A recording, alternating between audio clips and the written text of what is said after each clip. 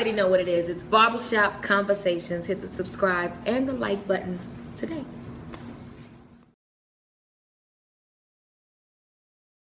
Cool. Brandon Pimentel for the Fight Guys here. We're outside at LA Live in the beautiful condo room. We just got done with the Triple G versus Daniel Jacobs press conference here in Los Angeles. They had their first leg yesterday in New York. And honestly, this press conference made me excited about the fight. I was already excited about it, but Jacobs sold me on this fight. I see some fire in him that I've never seen before. Obviously, this is like the first time I've ever got to speak with him live and in person and everything. But I love the fight. And the addition of Chocolatito on it as the co-main event, it's amazing. That's it, you know? So just all along, just give us your thoughts and everything about the fight. What you guys think? Yeah, that 1-2 punch of Gennady and Chocolatito is great. It's worked from the beginning. It's going to keep working. Freddy's a fire for real because he's supposed to be Make sure you got it. All right, no, I mean, yeah, I can't wait. I mean, seeing them, we saw the pictures yesterday. All of us, we saw, you know, he was a little taller. He just physically looked bigger. Seeing in person, he is. God, I think you're right. I think talking to Danny, very confident. He's at least sounding like he's put the Pirog fight behind him. Shit, man. I mean, I was doing the research before we got here, and he has a 91% KO ratio. Gennady has a 92% KO ratio. That's, I mean, it's not going to last long. Or who knows? Who knows if it's going to last long? But it seems like it's going to end violently. So yeah, I can't wait. It's going to be a great matchup for sure. I mean, you know me. I've been excited about this fight from the beginning. I can't lie, Gennady's my favorite fighter currently, but what I like most about this fight. What do you say? Bias. What I like most about this fight is that that's why they called you about the slave option. Daniel Jacobs. You got upset that they called me first? Hey, Dominic! I'll explain that in a minute. Yeah, I got one of the first Gennady interviews. What I like about the fight is that Daniel Jacobs is a real threat, man. I've said this before. I'm afraid for Gennady because he has a good chance of pulling off the upset. He's got the power, he's got the speed, he's got a great amateur career. Now the only question that's hanging around his head is his chin. Now we know he's been knocked out once before against Pirog. He was put down against the Snake, the Latin Snake, who's not a big puncher, Sergio Mora. But nonetheless, it's a great fight. It's an exciting one. It's one of the best fights that can be made for 2017. And it's the toughest test for Gennady Golovkin, vice versa for Daniel Jacobs. I just can't wait. I've been talking about it. You can see his excitement. I'll say this. If Gennady Golovkin beats him, I think it could potentially validate what we have seen the past 34, 35, however many fights is. And what I do believe is that Daniel Jacobs gets the process. So if he has to box to win, he'll box to win. If he sees weaknesses in his body, he'll go to the body. If he believes he can exchange with him, he'll exchange. I believe that going to chemotherapy and going actually through the process of being down, it does more for life than actually defeating cancer. It allows you to understand how to win. You know what I mean? And I think he has the ability to win. You know what I mean? Whatever it takes to win. And fast forward, I don't have a prediction for this fight just yet. I'm literally excited about this fight, but I want to say this. I read an ESPN article yesterday. It said the two top pound fighters are going to fight on March 18th, Chocolatito and Triple G. Thank you. How can they be pound? Yeah, it's actually not a war rant. I mean, if you're a boxing purist, you actually should agree with me on this. Triple G's only fought in one division. 44, 45 opponents Chocolatito has fought we don't know of, you know, 43 because he fought the Asian kid and he fought Quadras. Those are two notable opponents. And Andre Ward has literally dominated 168 and 175. When you beat the best opponent at 175, it validates you. When you beat Carl Froch, who destroyed Kessler, if I'm not mistaken, right? Yeah. Carl Froch validates you. You see what I'm saying? And so it bothers me that Andre Ward is not getting the crowd. I know I'm going off on the tangent, but it bothers me that March 18th, the fans are going to believe, the novice fans are going to believe you're watching the two best pound-for-pound fighters in the world, when I genuinely believe Andre Ward is the best pound-for-pound fighter in the world. Do you think he's the best fighter? you're on That's your a own. debate. You're on your own with that. But pound for pound, in terms of, was it 105 is the lowest division? What's the lowest division? 105. 105 is the lowest division. To heavyweight, you can be as big as you want. I mean, that's just I my just opinion. wasn't sold on Andre Ward's victory. Yeah, that's over fine. Golovkin, you know? That's- That's another. Yeah. I just had to say that. Yeah. I just had to say that.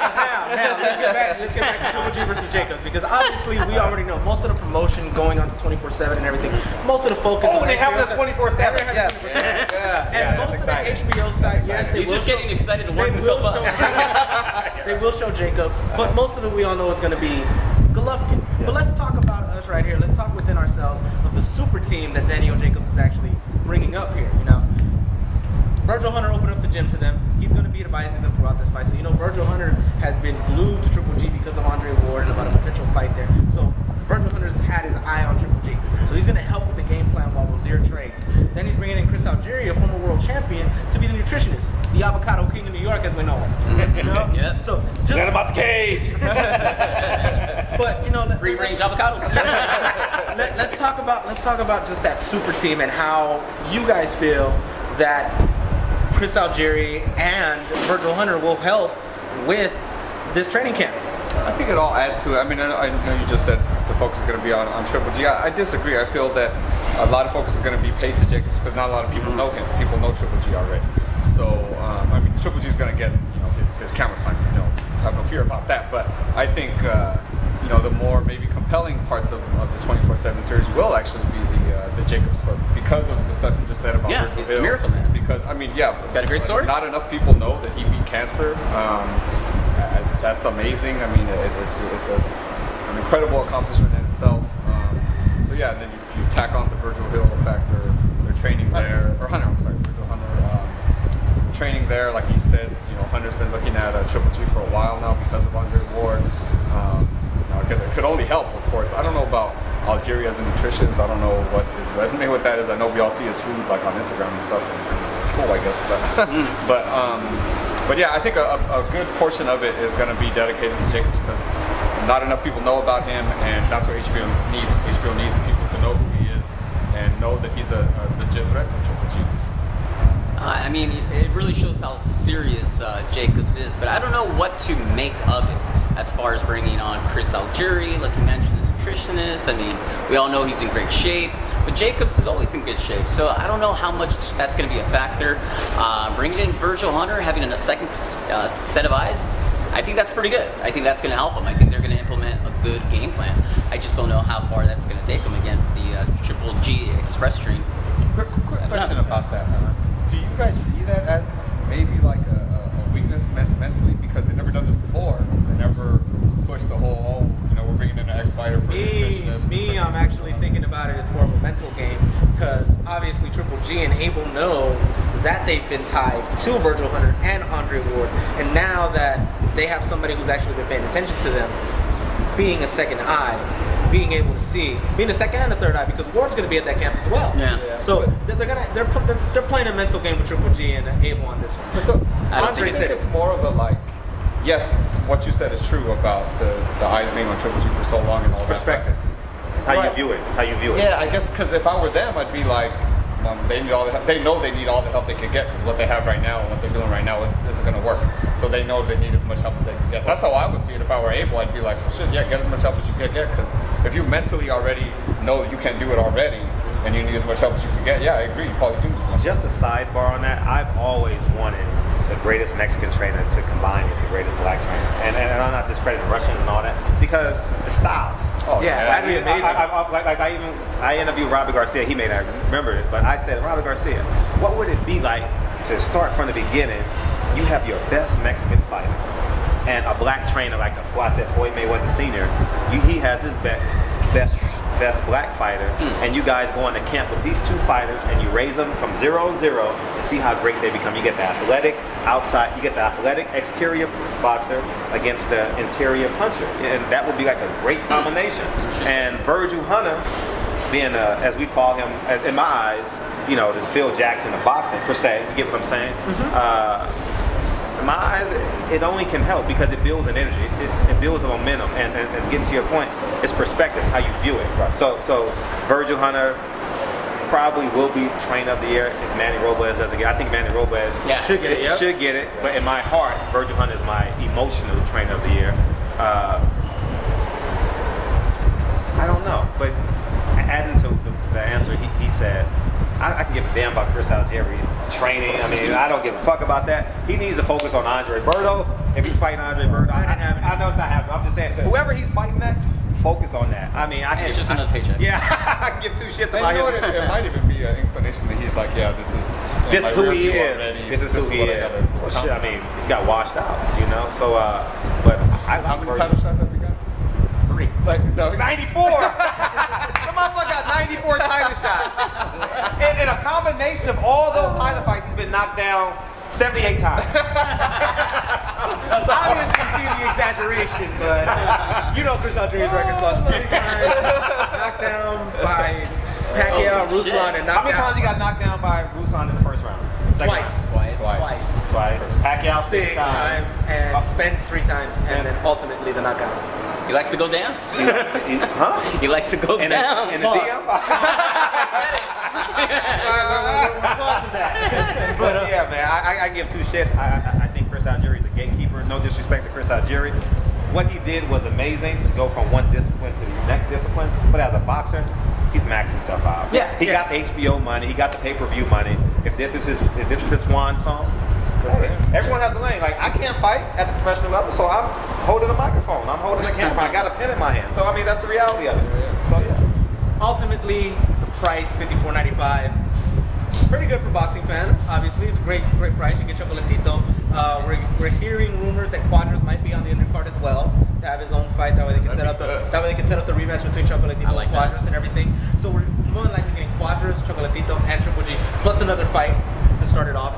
Your thoughts on the price point, and obviously one of us is going to order and we're going to go to that person's place. But if we were separated and everything, would you put your money on it? I know I would. Yeah, no, it's worth it. I mean, already just with Chocolatito and Triple G and JACOBS, that's already better than some pay-per-views last year. I mean, main events. Boxing needs to get away from just selling the main event. Agreed. They're real big on like, oh, everyone just pays for the main event. Like, UFC is changing the game on that. UFC has 3-4 main events per pay-per-view, if not 5 or 6. I mean, sometimes every single fight on there is like main event worthy. Shit, the undercard that's televised and the prelims are usually main event fights. The FS1 card could be like Tyron Woodley was on the undercard, and I was like, damn, that was like my introduction to UFC. You know, like that was the best fight of that night. Yeah. So boxing needs to take a page out of that book and put 3-4 fights. Maybe even change the game. Don't put 4 fights only. Like, we all know when we're getting pay-per-view. Like you said, we're gonna get Quadras and another fight to open. Like, we all know it's gonna be 4 fights. UFC has 5-6 fights sometimes. You know what I mean? You change that. Sometimes it's 6, and the only reason it's 5 is because someone doesn't make weight the day before, or some bullshit happens like the day before, or whatever. But, and even then, with UFC, like you're saying, when they have a fight that goes short, they actually add one of the exciting fights in the untelevised portion and put it on the pay-per-view. That way, they could fill in some time. You know, obviously with pay-per-view, you know, they could do that as well with boxers, but they have a certain time frame of when they want the fighters to come out. So if a fight does end quickly, they see another fight that was exciting, they could probably put it on there and introduce somebody new that nobody knew was actually on the card. And I think that's, you know, kind of going back to that aspect is like surprises. Put 5 cards, put 5 fights on there. Yeah. Do what Fern just said that UFC does. Put on a card that I'm thinking of a Showtime card, but yeah, if you have a hot prospect that's on, you know, whatever, like the HBO, put something on HBO 3 or whatever, you know what I mean? Like Showtime Extreme does, and then if a fight ends early, then show that fight again, like surprise us a little bit. But yeah, for sure. I mean, going back to this pay-per-view, it's worth the money for sure. I mean, you're getting 2 pound great fighters. So Abel and Gennady are downstairs. We could get a little shot of that. I think it's just Abel. Yeah, it's just probably Abel, but fans were there, tying with him and everything. Yeah, Abel's right there. So let's wrap this shit up. But Dom just dropped his phone. He's trying to get Abel's attention. Maybe he'll run down and get him for us. Yeah, we'll probably go get that. We'll probably go get that right now for you guys. So let's wrap this shit up. Yeah. All right. So would you order the pay-per-view? Yeah. I mean, Dom, Triple G is good enough. Triple G is Dom, good would you order the pay-per-view? Yes. Y'all should order the pay-per-view. Y'all for sure better order the pay-per-view. This is going to be a good event. Trust me, this is exactly what boxing needs. The best fighting the best. I gave y'all my rant last time when the two best fought twice. Y'all didn't order it. You should order this one. Any last words? That's it. Subscribe to our channels. We got all the footage for today.